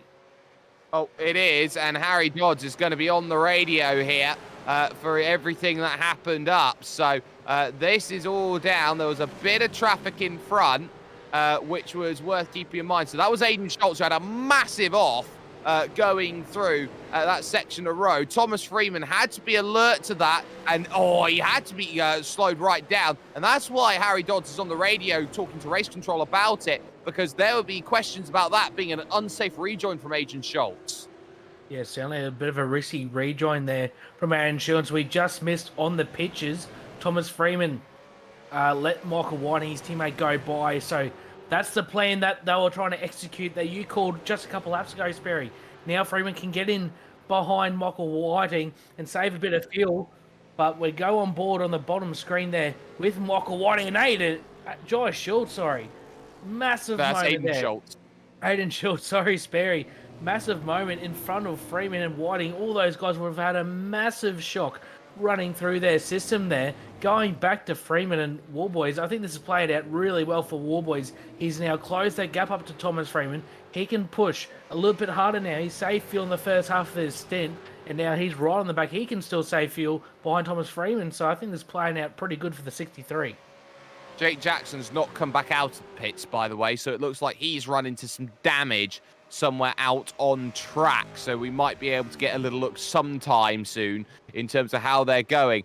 In terms of this race, though, they are starting to fall a little bit back, and now you need as much drive as possible here. But how many laps are you going to get out of Michael Whiting? The answer was one. Just the one. Whiting's going to come into the pit. So too Harry Dodds. Well, all of that grandstanding then, that's done Thomas Freeman no good. They've dropped him back only to get the one lap saved behind. One might be all they need, but Blake Warboys is going to be there. And a drive-through penalty then for Aiden Schultz for an unsafe rejoin comes through on the system. So he'll have to come back through the lane again. Yeah, certainly. I think a great call there from Race Control. Bit of an unsafe rejoin. Looks like Freeman, he's going to let Warboys go. So, again, the cat and mouse between these two guys is certainly unbelievable so far. But the thing we haven't touched on, Dylan O'Shea is about 40 seconds on Blake Warboys. I'm not sure what the transit time is here at Bathurst, but I think he might be within half a shout here, Dylan O'Shea. He's putting in some incredible lap times. He's still doing mid-203 lap times. He's got an unbelievable pace. I reckon he'll be pitting the next lap or two to be able to use his fresh tyres up at the end of the race. I reckon, still got a really good chance at getting a good result tonight. I don't think he's got to put much fuel in, and that's going to be big at the end of this race. I think these two have been so preoccupied in trying to save fuel that they've forgotten about the first main goal, is that fuel's all right, but you still have to be within the range of the pit stop. And Dylan O'Shea has been fantastic in this race. He'll go out another lap and keep himself going. That's not Sebastian Varndell behind him, by the way. That's his teammate Seth Brown, who is there behind. So that's worth keeping in mind. But when your margin is Forest Elbow all the way to that start-finish line, I think he's got a big enough margin right now. He's only going to need a stop that's maybe 15 seconds maximum when he comes through, because at the end of the day, he made it to lap 14. If he really wants to push it, he can go to lap 28. He only needs 4 laps of fuel. Yeah, certainly about right, and that's roughly sort of 20 to 25 litres of fuel. So really not that much in the grand scheme of things. And like we mentioned, he's got a big enough gap. We see it on screen. It's 40.5 seconds. That's really big. He's stretched it out massively over this last stint. He's about 3 seconds a lap quicker at the moment. So I think Dylan O'Shea is in a really good position at the moment. Like you touched on, Spare, I think Warboys and Freeman have been too preoccupied playing games and cat and mouse with themselves. They've just forgotten about Dylan O'Shea. He's streaked away. Matt Stewart then has come in for his stop. Oh! Brenton Nitschke then getting into the side then of Jack Mickelson, who says, I don't quite like that. You nearly ended up in the wall. I'm going to have race control look at it. Jack Mickelson on the outside, nowhere to go. immediately redressed the place there by Brenton Nitschke there with the chop across the nose. So they're going to rule that surely then as all's fair in love and war. You keep racing. But that just shows you it's going to get elbows out time towards the later stage of the race. And we'll take a look at this at the Virtual Racing School replay. A little bit of action stations here. We see Mikkelsen down the inside of Nitschke, got the move done at the chase there, side by side, under the bridge, past the hotel. They're still side by side, coming to Murray's corner. These guys are having a good little battle here, and Mikkelsen gets it done on the inside, runs a little bit wide, undercut there from Brendan Nitschke. As we just touch on, Dylan O'Shea is now in the pits, but Brendan Nitschke gets the move done, doesn't quite clear him in the exit, and just runs him sort of nearly out of room, but very well done from Nitschke to give the position back. So O'Shea is in, Varndell stays out, and now this becomes the most important stop. It's a horrible stop for Rick Kuznetsov. He's in the tyres. Rick Kuznetsov from third position bungles the pit stop, and all of a sudden, he might get an unsafe pit entry for that one because he was the way he was going through, but a real disaster for Rick as he was coming in to get to his stop. O'Shea will be out and away. Where is Blake Ward, boys? They're only just now coming through the final corner. Dylan O'Shea's got them and a long way clear. I think Dylan O'Shea's absolutely schooled these boys tonight. What a strategy from Dylan O'Shea. We thought a couple laps ago he was done, but he's played himself right back in. He's got a massive lead as we go to the VRS replay of the 888 machine. Just ran it in too hot on the pit lane entry. Unfortunately, some front end damage there for Kuznetsov. Doesn't look like he's got a penalty because he's out of the pits pretty quickly, but he's lost a lot of time. He's now in behind the 066 of Nitschke. Well, his race now is going to be a race to get to third place, which will be held by Warboys and Freeman. So that's his goal over this, to chase those drivers down. So the podium, it might just be a case of Warboys versus Freeman. Who runs out of fuel, or does Rick Kuznetsov catch them between now and the end of the race? The gap is 15 seconds with 6 laps to go. I wouldn't put it past Rick Kuznetsov. If he can get past Brenton Nitschke quickly, who has been difficult to get by in this race, if he can get by now, he's got a great chance. Well, look at him riding the coattails, big kick of tail going through, and he might have to make a pass on the mountain. One of the few times you have to in a race like this. Rick Kuznetsov now knows for the 9.5 SimSport car, if he wants a podium, he's gonna have to make the pass. Yes, certainly. I think he might be getting a little bit frustrated behind the wheel. He's certainly got way more pace than the 066. He's struggling, Brendan Nitschke, with the rear end of the motor. You can see him so unsettled over the top of the mountain. I think Kuznetsov's got to make the move here as Sebastian Varndell now in the pits. Kuznetsov can't get it done at the elbow. He'll surely get it done through the chase, but he's just losing time and time to Warboys and Freeman that he can't afford to lose. No, he can't afford it. And now you start to figure out, okay, well, how quick is Brenton Nitschke? Gonna have to make the pass around the outside, and he's got that one lovely done. So thank you very much. Dylan O'Shea will go back into the race lead, and Sebastian Varndell then taking his service. He's gonna come off the jacks and away again, and he's gonna come out ahead also of Blake Warboys and co going through. So that is big in terms of how they go through. There is the gap, 14.2 seconds for Rick Kuznetsov to chase down to Thomas Freeman, who is in 4th position at this moment in time. And Freeman knows that he has got a very critical fuel margin at this point. And Blake Warboy spent the entirety of the that second stint saving behind his own teammate, so has the ability maybe to put the power on a little bit easier and maybe pull away. So this is now the critical phase of this race. How quick can Kuznetsov go?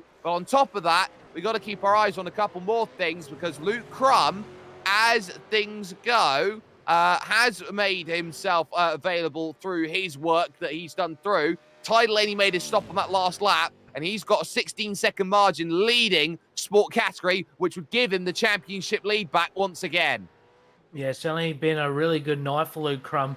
He's kept out of the wars for the most part. We've seen Ty Delaney on that lap 1 miss the chase and unfortunately run wide, lose a few positions. That's really the only mistake he's made all night, but it's been costly for him because Luke Crum's ran a really good race and he's currently of the sport category. And Shane Nowens, he's in 3rd. That's probably a season best for him as well. So a very good job for the 73, as a few of the guys have been raced against. Hallen and Tomlin have had issues tonight. Look at that gap. It was 14 seconds at the start of the lap. It's now down to 12 and a half here as they go through. He's got to chase down now at a rate of 3 seconds a lap. He might be slightly slow of it, but if they get really critical, they're going to lift and coast more. So it's going to be a case of 3 laps to go. At 3 laps to go, there will be an end of the safety car period. So there'll be no tows. And for the first time this season, believe it or not, this would be an entirely green flag race.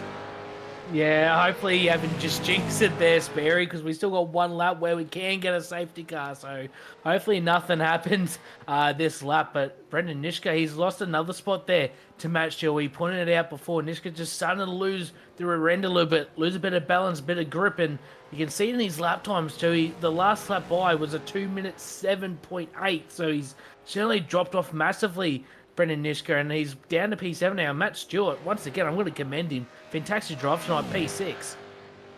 Yeah, he's doing fantastically here as Matt Stewart, and this is the move that gets it done. You can see how early on the brakes, or not even on the brakes, just how much he's lifting and coasting through the chase. He dropped 20 Ks through the chase and then hit the brakes. That is a lift and coast of about 500 meters there. He's tried to get that slowed down, so they're going to extremes here to make sure they can make it home on that tank. 11 and a half now for Rick Kuznetsov. I think he's starting to run out of time here. He only gained 2 seconds on that last lap. Warboys and Freeman are doing enough as things stands to hold on to that 3rd place, but it's going to be between them. At some point, they're going to have to race for it.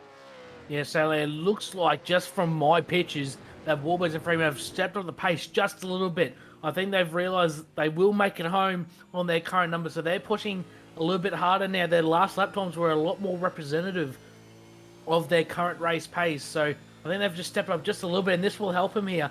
They're in behind the 212 of Chris Tomlin, so they might get a little bit of drafting here, and hopefully Tomlin will let them go, let them race on as Warboys. He'll go by, and then Thomas Freeman should get it done at the chase too. He won't actually. Freeman will actually stay behind Tomlin, so a bit of an interesting call there. Whether Tomlin hasn't let him go or Freeman decided to stay behind as he gets it done under the bridge. Warboys have a little bit of reprieve now. He's got a little bit of a gap. We are going to be green the entire way because Dylan O'Shea starts with 3 laps to go. The sun comes out today here at the Mount Panorama Circuit here in Bathurst, New South Wales. It is now going to be about this race for 3rd position overall. Kuznetsov will cross the line. 10 seconds was the margin, or is the margin now. 2:03.5 from Kuznetsov, and again 2:05 2s and 3s from these drivers. They've got it covered so long as they don't start racing. And now you start seeing Thomas Freeman starts racing. He gets in the mirrors of Blake Warboys. It's game time now for them as they're behind. Nitschke's going to be looking at Michael Whiting, who will now be looking to try and get through. Yeah, certainly Freeman's making his intentions clear. Up Mountain Straight, he definitely wants this podium tonight. Him and Warboys have driven a fantastic race. Trying this one-stop strategy, we thought it was audacious, we thought it was bold. It hasn't worked out for him for the race win, but they're on pace for a really good result, P3 and P4. And importantly, Sebastian Varndel's finishing ahead of Blake Warboys as it finishes now. So Varndel should pass Blake Warboys in the points. We'll move up to P2, and we noted earlier, Adrian Dyson, championship leader, not here. So this is really good for Sebastian Varndel as well. Yeah, what a time to get a 2nd position and close down that gap further. Crucially, it is Andrew Dyson's teammate, Dylan O'Shea, who will be taking the maximum point and doing pretty much his role as a teammate. Cover off everything that's there. There is Thomas Freeman, number 1. Mustang versus Mustang. 2 horses right now who will be thinking about running for it. Do you make the move now? Or do you? Oh my goodness. Here comes the move at the chase. Thomas Freeman around the outside is going to take the pass and get the track position here as they now head towards 2 laps to go. But I think Blake Warboys is looking at this and trying to run him out of fuel because he's still lifting and coasting as they hit the brakes. This is going to get dicey between now and the end of this one, and it only benefits Kuznetsov. I was certainly thinking the same thing, Sperry. We didn't see any resistance there from Blake Woodwards. I think he's still trying to save a little bit of fuel and maybe push Freeman to running out, maybe saving a little bit more on the final lap. And like you said, this is helping Koneskov. The margin now is about under 8 seconds, so he is certainly closing in. He's probably run out of time. He probably wants another 2 or 3 laps. I don't think he'll quite get there, but the pressure's still going to be on from there. If anyone's going to run out of fuel first, it'll be Brenton Nitschke. He's trying to do 17 laps on a stint of fuel, and if he goes short in this one, he'll be the one who will be limping and coughing over towards the line. Surely there isn't much left in these Mustangs, and at this point, Blake Warboys has just got to be alert. Thomas Freeman spent the majority of the stint on his own, but lost a lot of time, lost 4 seconds to Blake Warboys over this stint to fall back into the clutches. Well, those 4 seconds matter in terms of fuel margin between now and the end of this race. Let's not forget that Blake Warboys spent a lot longer in the box at that pit stop compared to Thomas Freeman in this race for third. Yeah, it's the only thing. Warboys is playing the long game here, waiting to the final lap to get things done, and he can put a full assault on Thomas Freeman. I still think Thomas Freeman's a little in doubt. He might have to save just a little bit more than Warboys to get home. We'll have to see how it plays out over this final 1.5 laps as we see the number 19, Dylan O'Shea, Simbriggs.com DPR. He's coming around the Warriors corner for the second last time, and he's going to take the white flag from Barney, the iRacing flag man. Yeah, Barney's there waving furiously here at the Mount Panorama circuit. Knows that Dylan O'Shea is 6.21 kilometre lap away from winning. And it's an issue, though, at the top of the mountain that we are starting to hear at this point. And it is Brendan Nitschke, who was heavy saving, lost the back end right in front of his teammate and noses it heavily in the wall. So we won't know whether he's going to make it home or not, because that damage would have been enough to say he's no good.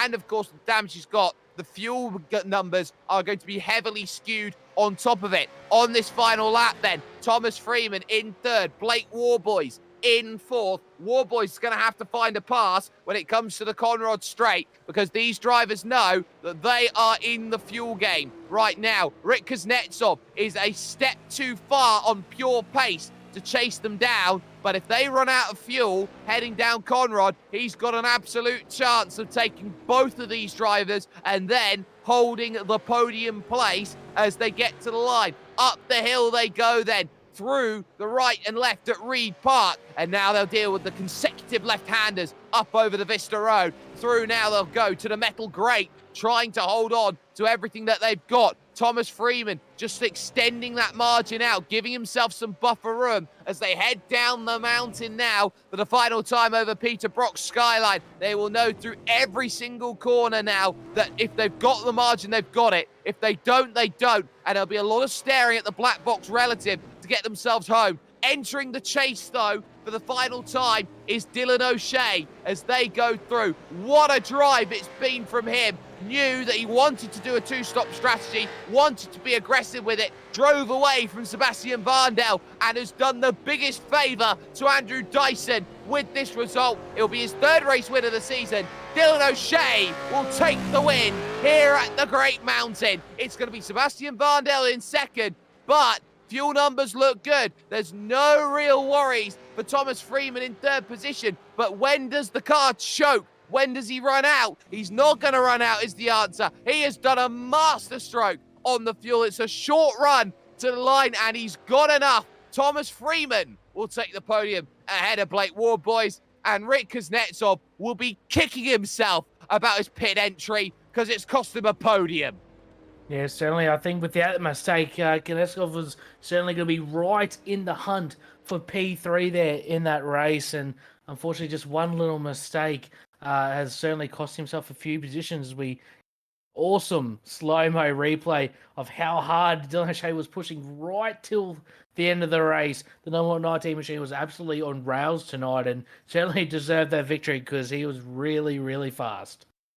Yeah, it'll be a long wait then. Just coming down the mountain right now is the number 30 car here of Luke Crum. He is the last car on the leading lap in 14th position. So this will be a lap of honor for him. It will be confirmed that he will take the category here in the sports division. And this a big result. All bar one race that he started this season, he has been able to come across the line and say he is the sport category winner for LCR Esports. And it's not because of just the pace that gets him up to that level. He's super consistent as well here, Brady, with the way he drives. Yeah, certainly. We pointed out before that Ty Delaney made that one little mistake at the start of the race. It has cost him massively. And Luke Crum, he's got a bit of wall marks on the side of his car, but he's really made no mistakes worth noting for. So, like you said, Luke Crum, he's been consistent all season long. He will come across the line. He'll take the checkered flag, and he'll be our sport winner here at Bathurst. Well, he just made the pass on Jai Schultz for position there as well, so he'll take 13th on top of that. As everybody's over the line, then there is your race winner, number 19, Dylan O'Shea. I doubt that we'll see many people taking the jump up over here today because they are all going to be out of fuel out then on circuit. Let's get confirmation then of results here from the mountain as we get the DSL Welding Services V8 SuperCup ready for the final third of the season. Dylan O'Shea in his Mustangs 1 through 4, an hour and 7 minutes and 22 seconds. He wins by a margin of 14.1 over Sebastian Varndale, who had nothing to answer for number 19 here today. Thomas Freeman tried the one-stop strategy with Blake Warboys, and through some good pit stopping and fuel saving, he was able to come home in third ahead of Warboys. But Rick Kuznetsov started at the very back of the field, could have had a podium here today, but with a very much brash and unfortunate pit stop, it was the end of the road at P5 only for him. Matt Stewart would end up 6th ahead of Michael Whiting in 7th. Harry Dodds had a very entertaining race today. He finished up in 8th place ahead of Aidan Ford in 9th position, and Jack Mickelson, who would round out the top 10. A lot of drivers coming home then in the last positions, including Tim Mulford and Brenton Nitschke, who was able to finish on the lead lap despite the heavy damage on the penultimate lap, getting it wrong over the skyline, with Luke Crum, your Super Sport category winner, ahead of Jai Schultz, the last finisher, on the leading lap. A lap down then was Ty Delaney, Chris Tomlin, Shane Nowens, Martin Hallinan, who had at least 3 different adventures off into the gravel today, and then Aidan Schultz. And now you hit the retirees like Sir Jake Jackson, Matthew Shanahan, Blake Delaney, and Connor Nixon. For the first time this season, a nice day for race control and the safety car not being needed to be called into action and duty. But we do have drivers ready and waiting for us. Well, first place first, we're going to talk with one Mr. Dylan O'Shea. Dylan, that then would have been a little bit surprising to see 2 drivers behind you in that group decide to transition to the one-stop strategy. But for you, on the 2-stop, looking to try and get it done, it was about keeping the pace up high, and it looked like the moment you broke away, no one was really going to catch you on pure pace today. Yeah, it was a good race. I was trying to fuel save that first part, that's why I was backing up a little bit. But yeah, I was trying to fuel save there and just realised I couldn't hit the number. I even try and let Sebi go and just see what it was like in the draft. It still wasn't hitting the right number, so I just opted for the no fuel save and went full steam ahead and managed to just keep the pace up and break away from that group, and then just managed to go quicker than the guys who tried to fuel save it. So that certainly worked for you. Of course, your teammate Andrew Dyson not here today. So how important was it for you to turn up here at Mount Panorama, get the best result possible to effectively defend his championship lead? Oh yeah, somewhat. I guess I didn't really do too much practice for this, but I've done heaps of laps here before for Scops last year, so we had everything sorted. So I didn't really have to do too much work this week. But yeah, I guess if it helps Dyso, I'll come out here and try and do my best and get the W. So the set was sorted, the track was sorted, everything possible was sorted for you. But when we talk about what's coming up next week, it's a jump to Circuit Gilles Villeneuve over at Montreal, another circuit that's driven quite a bit when it comes to Scops. So when you look at what comes along now next, are you looking at that Montreal circuit thinking, okay, we've got another victory. Simrix.com DPR have taken all bar one of the victories this season. Are you looking to try and sweep out the final quarter of this season, make sure it's under DPR's lock and key? Oh, I'm not sure about myself. You have to talk to Dyso about that. I know he goes pretty good around there, so he'll probably be the man to get the dub. But yeah, I did terribly there last year in Scop, so we'll see what happens. Oh, we certainly will. Well, the floor is yours here, Dylan. Shout out sponsors. Who would you like to thank? Oh, I just like to shout the big dogs down at Bathurst for the weekend, up there for the 12 hour. So, cheers, boys. Fucking watching the broadcast, and hopefully this made up for my absence. And then the team sponsors: simrigs.com, Southwell Listen Hoist, Bedmax Mechanical, Phoenix Smokers, and MP Designs. We'll apologise for any language that we heard there, but Dylan O'Shea, they're joining us. A race victory overall, and of course the emotions always run high in a position like this. Second position overall ended up with Sebastian Varndale, stood by with Brady Baldwin.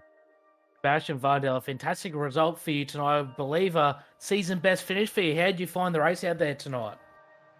It was definitely interesting. It's always a good fun around Bathurst, just full send the whole race, getting up nice and close to the walls. But it was definitely interesting to see the strategy that Blake Warboys and Thomas Freeman took on to try to save enough fuel. I had to think about it, but opted to go for the full send. We've seen a bit of toing and throwing there between you and Dylan O'Shea early on. Obviously, he just said to us before that he was tossing up whether to go for the one-stop strategy, but his numbers weren't quite right. Were you in the same boat as him? Yeah, I tried it for one lap and yeah, numbers just weren't right. But yeah, I could see Dylan trying to do it at the start of that first stint. He was checking up a little bit in the chase, probably clutching it into there. But yeah, good race, and Dylan had some amazing pace tonight. Next week, we do head to Circuit Gilles Villeneuve, Montreal, for the next round of the series. How do you think you'll fare there next week? Unfortunately, I won't be able to race because I got my first kart race of the year. But that is one of my favourite tracks, so I'm spewing that I'm going to miss it. Well, it's certainly definitely a good excuse to miss a sim race when you get to go karting and racing in real life. So before we let you go, Seb, good luck next week, and any sponsor shout-outs you want to give? Cheers, Brady. Yeah, just a shout out to Pursuit Sim Racing and the team sponsors V&M Simulations and Sideways Photography. And then just a shout out to my kart sponsors, Stratacore, Hard Metals, Lakes Custom Computers, DSL Welding Services, Brewers World Australia, and SS Images. Thank you for the chat again, Seb. Congratulations tonight, and good luck next week. Cheers, mate. And looks like we do have third place tonight. Thomas Freeman, he is stood by with Jake Sperry. I hope so, because apparently at this moment in time he can't hear us or talk to us at the moment. So at least in the meantime, actually, Thomas has just got us here at this point in time, so we'll get a chance to talk to him. Thomas, one number was good today, which was the fuel number. The only other number, though, that didn't quite work was the overall average lap, which didn't allow you the chance to fight for the victory. But a third place finish there. What point was the decision to go to the one-stop decided for you at Fishy Motorsports?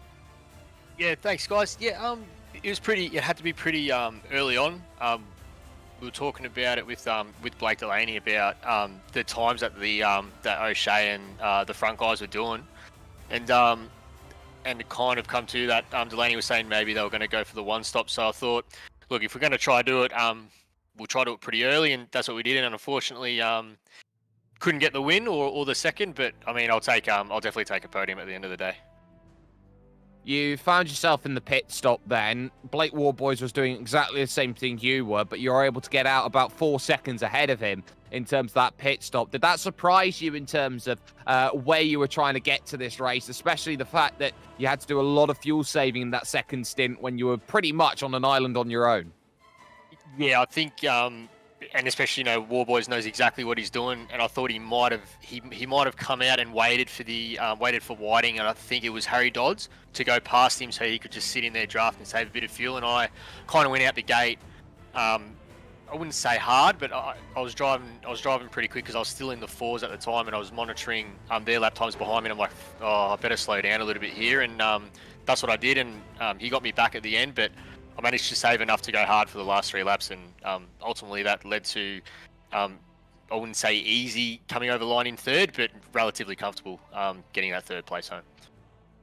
Well, you got there. It would have been a bit of a struggle were it not for the fact that Rick Kuznetsov bungled his pit entry and dropped about 10 seconds there. So you found yourself safe in that regard. But Montreal then, when it turns to next week, is this the important race for you where you're able to get this podium and now it's about settling down 4 races left in the season to claw back up to maybe third, maybe second, especially considering that Seb Varndel's not going to be here next week?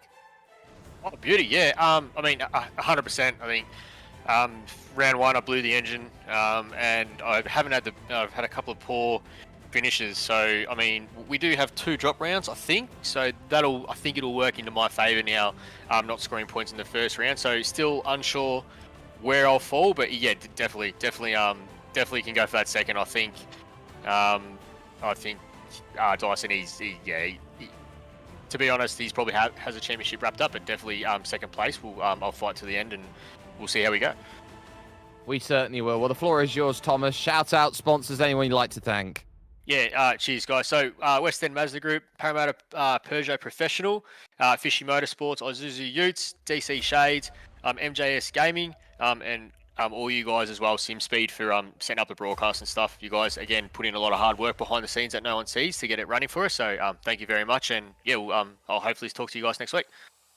No worries at all. Thomas Freeman getting it done in third position. The one stop working out then with a little bit of magic. Brady, you've walked down all the way to the other end of the virtual paddock and you found yourself with Luke Crum. We have got Luke Crum in with us. Luke, congratulations on another win in the sport category. You had it pretty easy out there tonight. Tell us about the race from your point of view. Hey guys, yeah, thanks. Yeah, I just raced my own race really. Sort of wanted to come out tonight and sort of prove a bit of a point and put a bit of pace and space between me and the others and sort of, tick that box. And I, had a pretty boring race. It was all by myself, but, all about just ticking the boxes and just surviving. Yeah, certainly. I'd take a boring race and taking the win over an exciting race and maybe getting myself in a bit of trouble. Tell us more about your race. Like I said, you had it pretty easy out there. A few little battles at the start. Unfortunately, your championship rival, Ty Delaney, went off the road early and certainly gave you a little bit more breathing room at the start of the race that you might have needed. Yeah, look, I wasn't really fussed about too much. I sort of said to the teammates before I went out, I was like, I'm just going to race my own race, guys, and let the race come to me. And then as I did that, I just sort of knuckled down into the lap times and just started being consistent and being fast and sort of said to the guys, I'm just going to, try and, build as much space as I can and just sort of put my stamp on things tonight. So I'm glad I did that. It was only 1 point margin between you and Ty coming into tonight. And next week we do head to Circuit Gilles Villeneuve in Montreal. Tell us about your thoughts heading into next week. Yeah, it's one of my favourite tracks. I really love that track. And I'll just keep doing the same thing, mate. I'll just keep banging out the laps and keep my head down and doing my own thing. And I'm sure good things will come to me. Once again, Luke, congratulations on your win tonight in the sport category. But before we let you go, any sponsor shout-outs you want to give? Yep. I'd just really like to say thanks to the LCR guys, On Track Ag, Inside Lane Productions. All those guys are really good. Like Jai and everyone that runs the league, they're doing really good. And thanks to you guys for keep videoing us every week. Thank you, Luke, and congratulations once again, you win, and hopefully we'll talk to you again next week. Yep, hopefully. Thanks, guys. Thank you, Luke. And once again, Jake Sperry, the mountain turned it on once again. It never seems to disappoint Mount Panorama Bathurst as we look ahead to Friday the 10th of February, 8:15 Australian Eastern Daylight Time, Montreal, Circuit Gilles Villeneuve.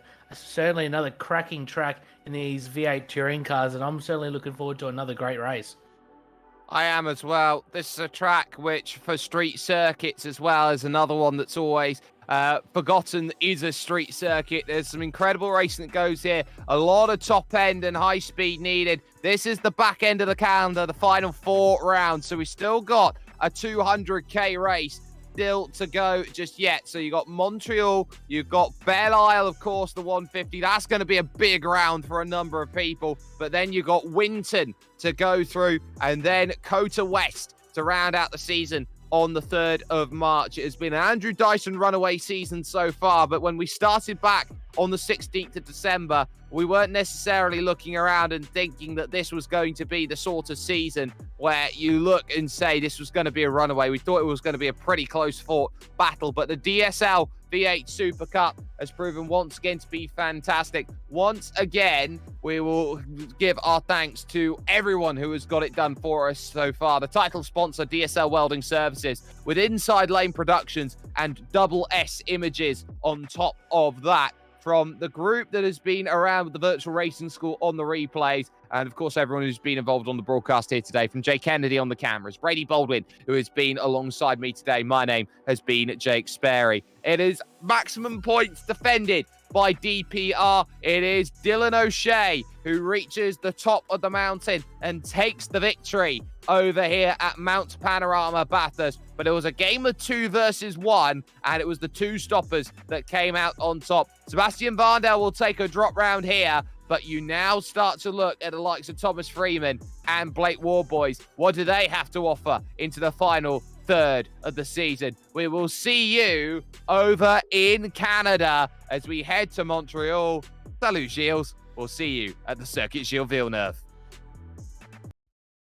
Racing isn't easy, but experiencing it is. iRacing puts you in the driver's seat with the industry's leading sim racing game. Drive on laser scan replicas of the greatest racing circuits from around the world.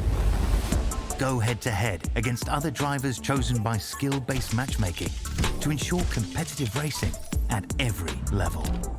Compete across all your favorite series.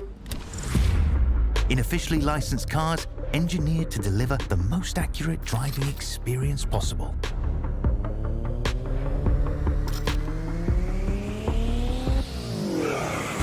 Join a race or host your own with players from across the globe.